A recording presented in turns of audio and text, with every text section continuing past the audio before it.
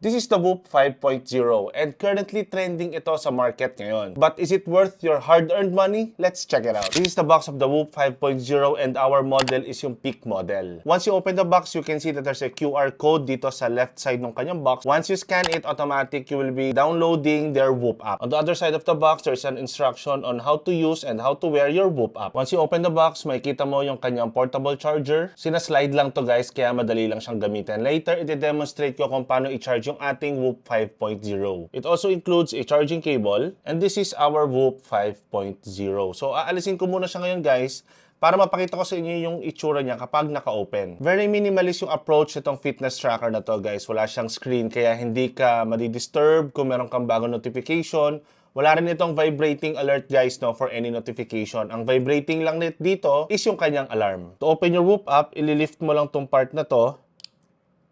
And then makikita mo na yung pinaka-Whoop device nyo guys. Sa likod naman ng Whoop app, makikita nyo yung pinaka-sensor ng ating device. And sa part naman na to guys, clip ito wherein pwede mong palitan yung inyong strap. We also bought the silicone strap wherein pwede natin tong gamitin kung tayo ay merong mga activities like for example mag-golf tayo or mag-gym.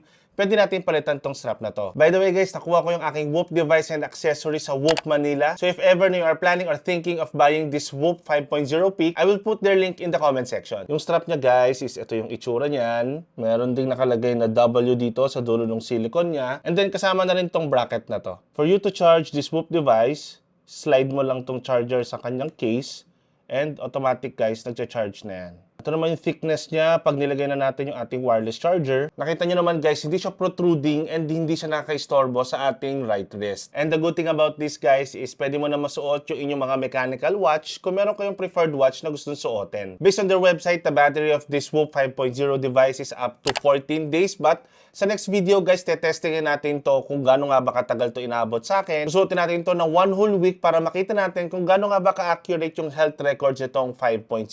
Again, thank you to Whoop Manila for this Whoop 5.0 and guys, I will put their link in the description para maka-order din kayo sa kanila. Thank you so much for watching and see you on the next tech unboxing.